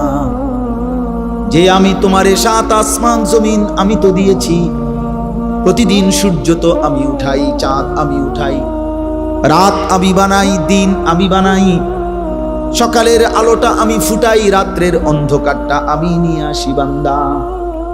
প্রতিটা নিঃশ্বাস আমার ইচ্ছাতে হয়, তোমার চোখের পলক আমি আল্লাহর ইচ্ছায়, তোমার হাত নড়ে চড়ে আমি আল্লাহর ইচ্ছায়। 24 ঘন্টা বান্দা আমি আল্লাহ লালন করি, পালন করি, গোটা কায়নাত দিয়ে তোমাকে আমি পরিচর্যা করি। এমন দয়ালু মালিক কেমনে ভুলে গেলাম? মা গাররাকা, কে তোমাকে ধোঁকা দিল? আমার চাইতে উত্তম তুমি কাকে পেলা, যাকে পেয়ে আমি আল্লাহকে ছেড়ে দিলাম? বলো বাপ, একটা ছেলে বুঝো, একজনই ভালো হও, একজন। বাবাদেরকে বলি, যে কয়জন বাবা আছেন, অভিভাবক আছেন, ছেলের বাবা, মেয়ের বাপ, আপনাদের প্রধান জিম্মাদারি, ঘরে যদি খাট না থাকে নিচে শুয়েন, কিন্তু সন্তানকে নামাজি বানান। ঘরে যদি সোফা না থাকে তো ফ্রিতে বসেন, স্ত্রী সন্তানকে নামাজ শেখান। এটা মুসলমানের জিম্মাদারি। আজ আমরা মুসলমান হয়েও এটা ভুলে গেছি। বাবা মনে করে আমার উপার্জন সারা দিন রাতের মেহনতের, দেশে থাকি আর বিদেশে থাকি, মাকসাদ একটাই, ঘর করা, বিল্ডিং করা, সোফা বানানো, খাট বানানো, ফার্নিচার বানানো। এগুলো বানাইতে পারলে উনি সার্থক, উনি তৃপ্ত। এবার ছেলেও নামাজ পড়ে না, মেয়েও পর্দা করে না, স্ত্রীও পর্দা করে না। ঘরে টেলিভিশন চলে, নাচ গান, নর্তকীর ছবি চলতেছে, রোমে রোমে প্রত্যেক সন্তানের হাতে একটা একটা মোবাইল, সারা রাত উলঙ্গ ছবি দেখতেছে, রোমে রোমে জিনা ব্যভিচারের দৃশ্য, মেন রোমের মধ্যেও টেলিভিশন চলতেছে। স্ত্রী বাজারে বাজারে মার্কেটে ঘুরে, মেয়ে কার পরের ছেলের সাথে অবৈধ সম্পর্ক, ছেলে সারা দিন টুঁটো করে ঘুরে, 5 ওয়াক্ত নামাজের একটা সেজদাও দেয় না। এই সমস্ত জানোয়ারের জন্যই এই ঘর সংসার করলেন, এই বাড়ি কার লেগে বানাইলেন? এই হাইওয়ানদের জন্য, এই যারা 1 ওয়াক্ত নামাজ পড়েন, এই অসভ্যদের জন্য এই ঘর বানাইলে আপনার আখিরাত কি বলেন চাচা? আমার রক্ত পানি করা এই টাকা দিয়ে আমি বুঝি এই হাইওয়ান, এগুলো 1 ওয়াক্ত কেউ নামাজ পড়বে না, আমি তাদের জন্য ঘর করে গেলাম? বলে 18 বছর বিদেশ করে, 32 বছর বিদেশ করে, কি পরিমাণ ঘাম ঝরা এক একটা টাকার জন্য। প্রবাসী কি পরিমাণ রৌদ্রে, টাটকা রৌদ্রে যারা ডিউটি করে, 14 ঘন্টা ডিউটি, 12 ঘন্টার কমে কোনো ডিউটি নাই। সৌদি আরবে তো আমি প্রতি বছরই হজ ওমরায় গেলে দেখি প্রবাসীদের রোমে রোমে যাই মিয়া, আহা কাঁদে যে প্রবাসীরা, যে হুজুর কষ্টের কথা জীবনেও বলতে পারি না। বাড়ি এইবারও হজ্জের সময় এক ছেলে ও বলতেছে, আমি হুজুর 18 বছর আজকে বিদেশ, হুজুর আমার জীবনের কিচ্ছু নাই, এই 18 বছরে জীবনে পরিবারের কেউরে খুশি করতে পারি না, মারেও না, বাপেরেও না, জিরেও না, বউরেও না, কেউ রে না। আমি বললাম, কেন রে ভাই? কয় হুজুর যেখানে 5,000 টাকা দেই, হেরামো কয় তে একটা বিদেশ করে, তে তো ইচ্ছা করলে 10,000 টাকা দিতে, জেনে 10,000 টাকা দিই, তারা মন্তব্য করে তে তো বিদেশ করে আজ এত বছর, তে তো 20,000 টাকা দিতে পারতো। কয় হুজুর কোনোদিন কেউ রে খুশি করতে পারলাম না, দিয়েই গেলাম সব, কিন্তু খুশি হয় না কেউ। প্রত্যেকেই মনে করে আরো দেওয়া দরকার ছিল, আমি আরো দেওয়া দরকার ছিল, আমি কি খাই না না খাই, কয় এটার দরকার নেই। তাহলে অতৃপ্ত, তাহলে বেচারা 18 বছর পরেও যদি সংসারে সবাই অতৃপ্তই থাকে তো সুখ মিলবে কোন দিকে? বলেন, ইনসাফ করেন। তাহলে এত কিছুর বিনিময়ে এই আপনারা যারা এমনি তো সংসার একের যে যেটাই করেন, বাজার, ব্যবসা, দোকানদারি, কৃষি, প্রত্যেকের তো ঘাম ঝরে বাপ। তাহলে প্রতিটা টাকা তো ঘাম ঝরানো টাকা। সেই ঘাম ঝরানো কষ্টের টাকার বিনিময়ে আমার সন্তান বুঝি সারাদিন রাত মোবাইল চালাবে আর নারী দেখবে, উলঙ্গ ছবি দেখবে, এর জন্য আমার এই ঘাম। এটা বুঝি ইনসাফ হলো? হ্যাঁ, আমি সবারকে বলি না, একজন প্রবাসী 26 বছর বিদেশ কইরা উপজেলাতে, ইচ্ছা করে নাম বলতেছি না, উপজেলার মেন উপজেলায় কয় যে হুজুর আমি 4 তলা বিল্ডিং করছি, সম্পূর্ণ বিল্ডিং এর কাজ শেষ করে ভাড়া দিছি, কয় এরপরে দেশে চলে আসছি 26 বছর পরে, মনে করছি আর বিদেশ করতাম না, আল্লাহ দিলে এই বাড়ির ভাড়াই পামো 1-1.5 লাখ টাকা। পরে উনি বলতেছে হুজুর আইসা যখন উপজেলার মার্কেটে বাজারে আসছি, মানসে আমারে আমার বেডির নামে, মানে আমার বউয়ের নামে আমারে চেনে, পুরা বাজার জেন দিয়ে হাঁটি মানসে কয় তাই যাম। আমি সবাইকে বলতেছি না, মানে উনি বলছে আমার, উনা সবাই সব বন্ধ হয়ে গেলে পৃথিবী চলতো না, ঠিকই না বলেন না কেন?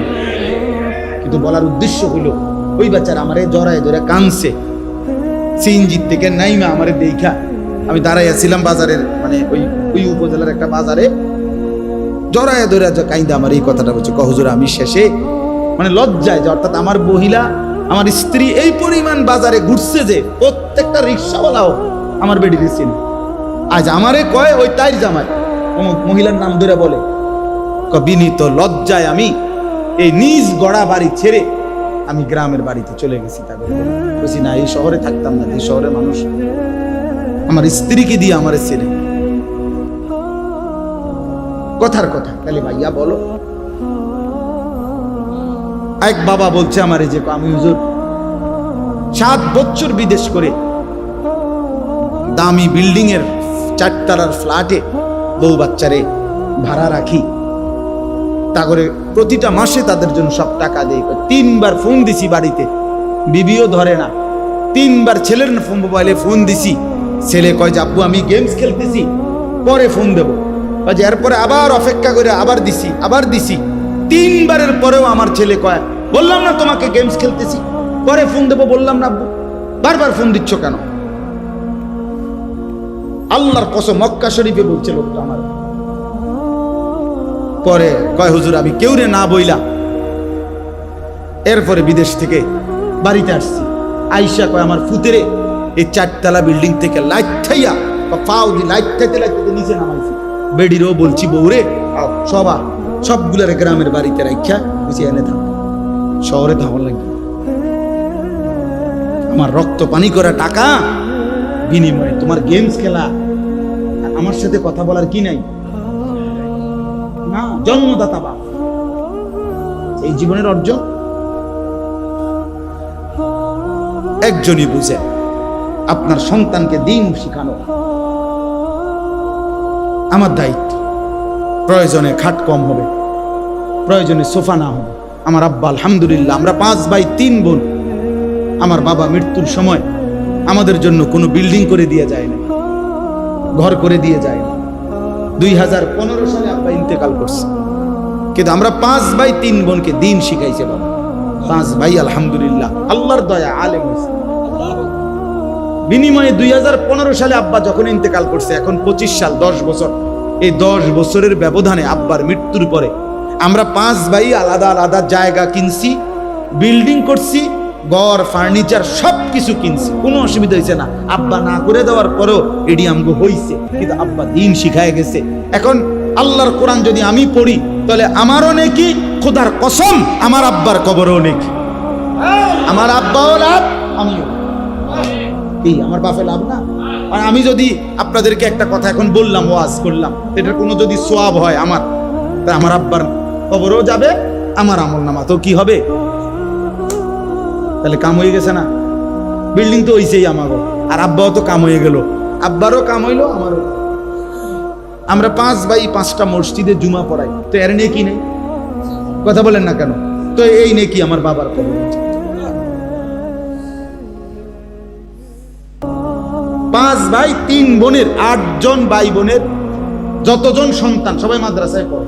তাহলে এই যে সবগুলো বাচ্চা মাদ্রাসায় পড়ে, আল্লাহর কোরআন পড়ে, তো দাদার আমল নামার মধ্যে সব যাইতো না? নানার নানা, আমার বাপ নানা, আমার বাপ দাদা, সব যাবে না?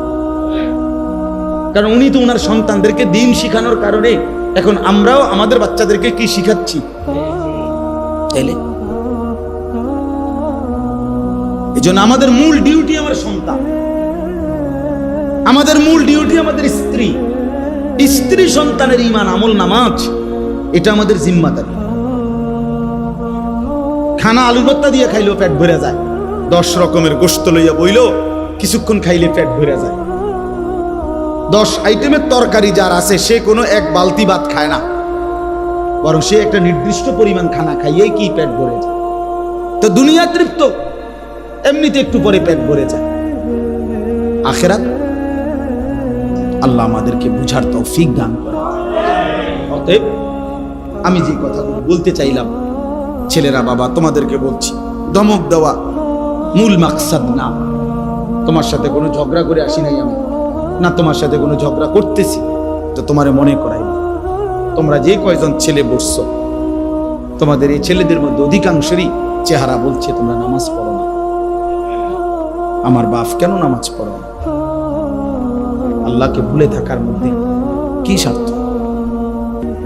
নবী সাল্লাল্লাহু আলাইহি ওয়াসাল্লাম স্পষ্ট হাদিসে বলছে, সবাইকে বলি, আল্লাহর নবী বলছেন 2টা নামাজ জামাতের সাথে পড়ে না ওই ব্যক্তি, খোদার কসম নবী বলছে যে মুনাফিক। লা ইয়াশহাদুহুমা মুনাফিকুন, বিশুদ্ধ হাদিস। নবীজি বলছে মুনাফিক এই 2 নামাজে আসে না, এক হলো ইশার নামাজ, এক হলো ফজরের নামাজ। আল্লাহর নবী সাল্লাল্লাহু আলাইহি ওয়াসাল্লাম ইশার নামাজ এবং ফজরের নামাজের জামাত যে পড়ে না, রাসূল বলছে স্পষ্ট এটা মুনাফিক।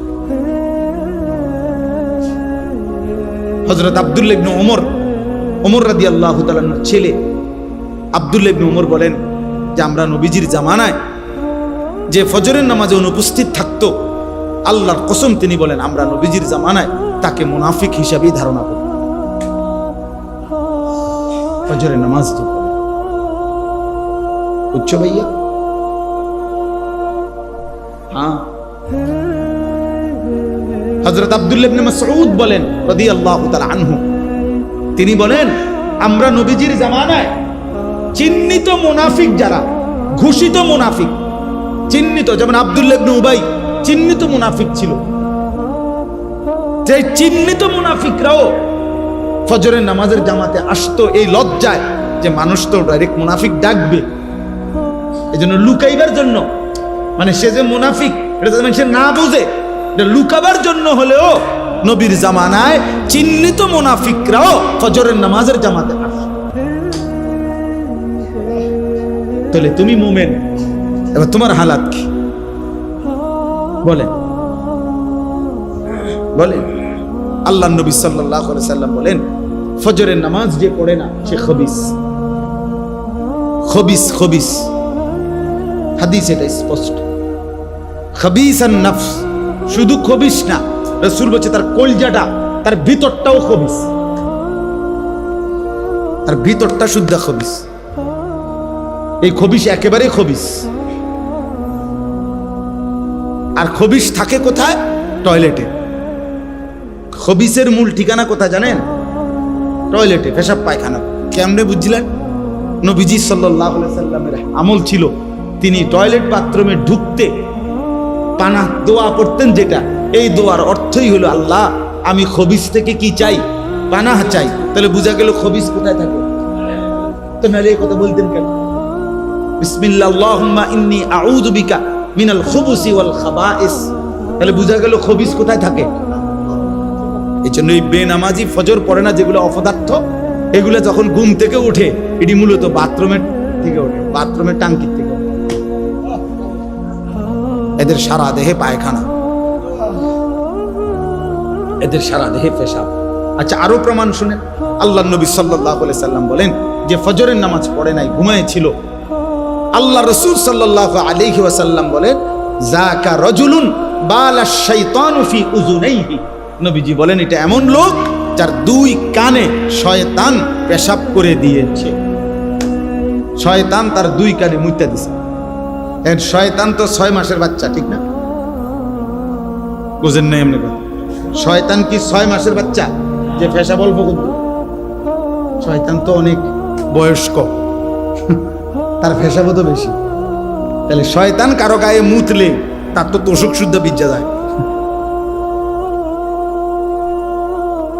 তার শরীর তো ভাসে ভাসেই, তোষক শুদ্ধ কি? ছি ছি ছি ছি ছি, লজ্জা থাকা উচিত, হায়া থাকা উচিত। এই জন্য আল্লাহ রাসূল সাল্লাল্লাহু আলাইহি সাল্লাম বলছে যারা লজ্জা নাই সে যা ইচ্ছা তাই করে, যা তোকে ছেড়ে দিলাম। ইজা লাম তাস্তাহি ফাসনা মা শি, হাদিস। নবীজি বলছে তোমার লজ্জা নাই, ফাসনা মা শি, যা যা মন চায় তাই করে, তোর ব্যাপার। যা বেটা, তোকে ছেড়ে দিলাম বেটা, যা তোর যা মন চায়। তোর মন চাইলে দাঁড়াইয়া মতো, মন চাইলে হাঁটতে হাঁটতে মতো, মন না চাইলে মন চাইলে বৈশা মতো, যেটা মন চাইলে। তোর তো যেহেতু শরমে নাই, লজ্জাই নাই, এই জন্য হায়া। আল্লাহকে কিভাবে দাঁড়াবো আমরা? বাবা, রাসূলুল্লাহ সাল্লাল্লাহু আলাইহি সাল্লাম সুপারিশ করবেন এই কথা কোনো সন্দেহ নাই। সন্দেহ আছে? কিন্তু এই কথার মানে কি? এই কথার মানে এই যে নবী কি এই কথাই তো বুঝাইছেন নাকি যে মৃত্যু পর্যন্ত তুমি গুনাহ করতে থাকো, গুনার উপরেই তুমি আইসো কবরে, আমি তোমার সুপারিশ করে জান্নাত দেব? এটাই তো অর্থ না? কথা বলেন না কেন? এটাই তো তিনি বুঝাইতে চেয়েছেন। তাইলে তিনি চোখের পানি ফেললেন কেন? কাঁদলেন কেন? তায়েফে পাথর আঘাত হলের কারণ তিনি এই আমলের কথা বললেন কেন? 23 বছরে আল্লাহর বিধান তালে বললেন কেন? এটি কিছুই তো বলার দরকার ছিল না। তোমরা যে যাই করো করো, করতে থাকো, হাসরে আমার সামনে আইসো, আমি জান্নাত দিয়ে দেব। এটাই সুপারিশ? তাইলে ইসলাম কি? কোরআন কি? আল্লাহর হুকুম তাইলে কি? হালাল হারামের পার্থক্য কি? তাইলে জায়েজ না জায়েজের পার্থক্য কি? এটি কি? তাইলে এগুলা কি বলে? এজন্য এটা বোঝা উচিত, আমাদের ভাবা উচিত, এটা ভাবা উচিত আমাদের, এটা ইনসাফের সাথে ভাবা উচিত। এজন্য আজকে আমাদের কথার খুলাসা, কোনোভাবে ভাইয়া গুনাহের রাস্তা, শয়তানের রাস্তা, সে পথে যাওয়া যাবে না। আল্লাহ তাআলা এখানে এটাই বলছেন। এবার শুনেন, আমার তর্জমাটা বলি। 18 নম্বর পারা, 24 নম্বর সূরা, সূরা নূর, এই সূরার 21 নম্বর আয়াত আমি পড়ছি। এই আর শুধু এই আয়াতের তর্জমা বলি, তাইলে শেষ কথা ইনশাআল্লাহ। আল্লাহ তাআলা বলেন, ইয়া আইয়ুহাল্লাযীনা আমানু, হে ঈমানদারগণ। তাহলে হে মুমিনগণ। এখন বলেন, এখানে এই ডাকের মধ্যে নাই কে? বুঝেন না কথা? হে ঈমানদারগণ এ কথা বলে আল্লাহ ডাক দিয়েছেন। এখন এই ডাকের মধ্যে আমি নাই, এমন আছে কেউ? আমরা এনে বুঝেন নাই কথাটা? এখানে ডাকে নাই আল্লাহ, এমন আছেনি কেউ যে না হুজুর ঠিক আছে ডাক দিছে, কিন্তু এটা আমারে না, অন্য কেউ? আমরা সকলেই আছি। আমাদের ঘরের বিবিরাও আছে, আমাদের মায়েরাও আছে, আমাদের বোনেরাও আছে, আমাদের সমস্ত মুসলিম পরিচয়ধারী পুরুষ এবং নারী সকলেই অন্তর্ভুক্ত কিনা? ইয়া আইয়ুহাল্লাযীনা আমানু, হে ঈমানদারগণ। লা তাত্তাবিউ খুতুওয়াতিশ শাইতান। আলহামদুলিল্লাহ,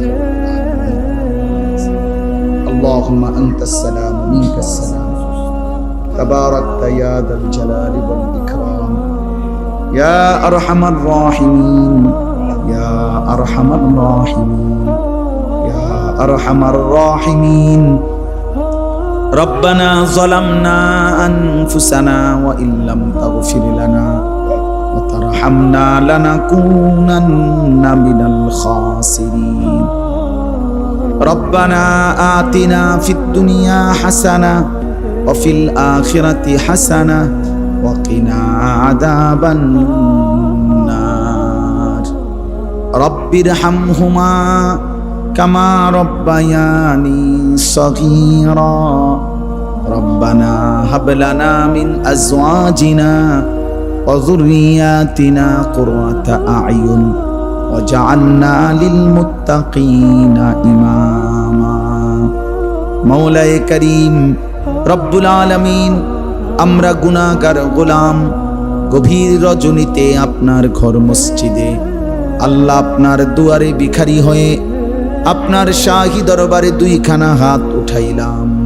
আপনি মাফ করে দেন, আপনি মাফ করে দেন, আপনি মাফ করে দেন, আপনি মাফ করে দেন।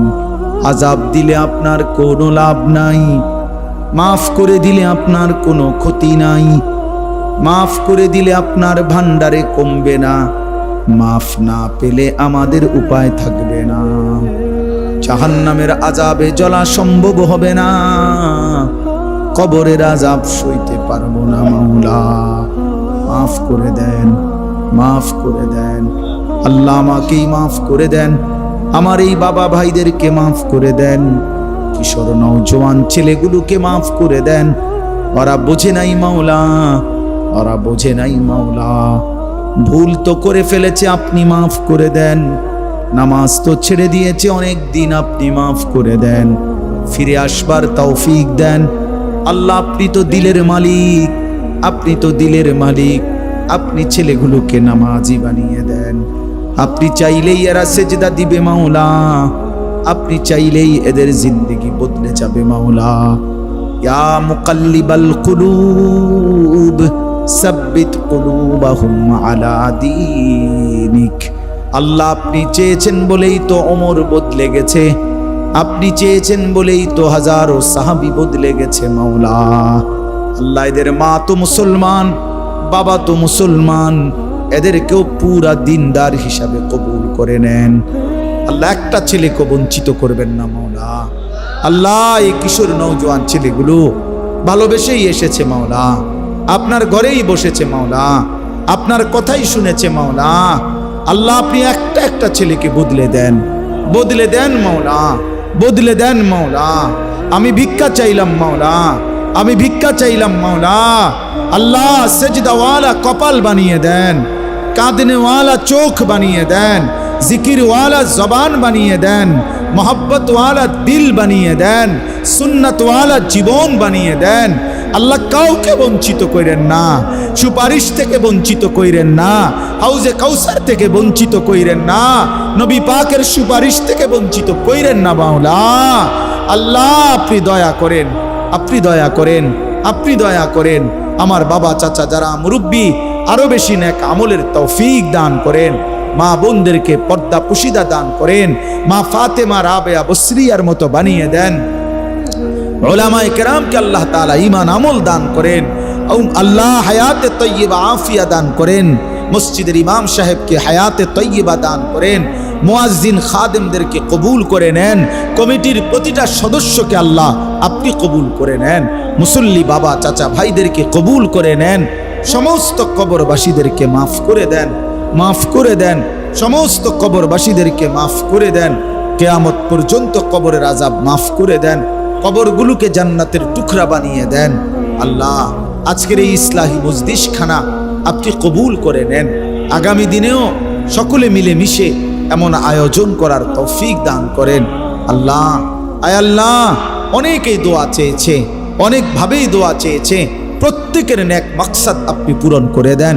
অসুস্থ বিমারি যারা শিফা করে দেন, পেরেশানি অভাবে যারা আপনি আসান করে দেন, ঋণ মুক্ত করে দেন। প্রবাসে বিদেশের জমিনে যারা সহি সালামতে নিরাপদে রাইখেন মাওলা, নিরাপদে রাইখেন মাওলা, ঈমান আমলের সাথে রাইখেন মাওলা। আল্লাহ আল্লাহ আমাদের সবাইকে কবুল করেন। ফজরের নামাজ জামাতে পড়ার তৌফিক দান করেন। 5 ওয়াক্ত নামাজ জামাতে পড়ার তৌফিক দান করেন। আল্লাহ নবী সাল্লাল্লাহু আলাইহি সাল্লামের ভালোবাসা মহব্বত আমাদেরকে দান করেন। সুন্নাতের প্রতি ভালোবাসা আমাদেরকে দান করেন। আল্লাহ জিকিরওয়ালা জিন্দেগি বানিয়ে দেন, ফিকিরওয়ালা জীবন বানিয়ে দেন। আল্লাহ আল্লাহ আপনি কবুল করেন। আমার দেশকে নিরাপদ করে দেন, সারা পৃথিবীর মজলুম মুসলমানকে নিরাপত্তা দান করেন, গাজা ফিলিস্তিনের মজলুমদেরকে বিজয় দেন, বিজয় দেন, বিজয় দেন মাওলা। মা কষ্ট পাচ্ছে মাওলা, এতিম বাচ্চা কষ্ট পাচ্ছে মাওলা, একটা রুটির জন্য মাওলা ঘন্টার পর ঘন্টা মাইলের পর মাইল দৌড়াচ্ছে মাওলা। মাওলা আপনি রহম করেন মাওলা, আয় মাওলা আপনি দয়া করেন মাওলা। এ দৃশ্য মেনে নেওয়া যায় না মাওলা। মাওলা আমার কিছু করার থাকলে আমাকেই নেন মাওলা, আমাকেই নেন মাওলা।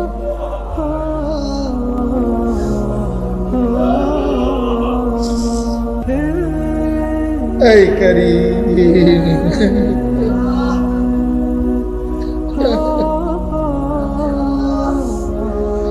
আল্লাহ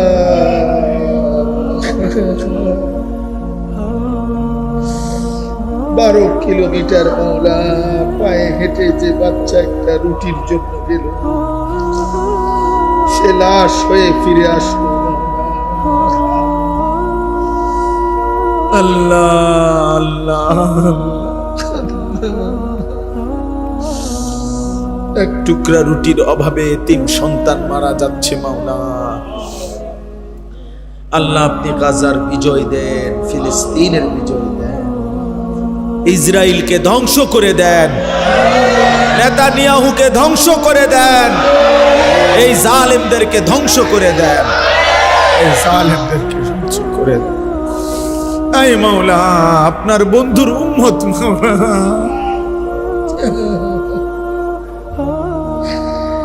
আপনার মদিনার বন্ধুর উম্মত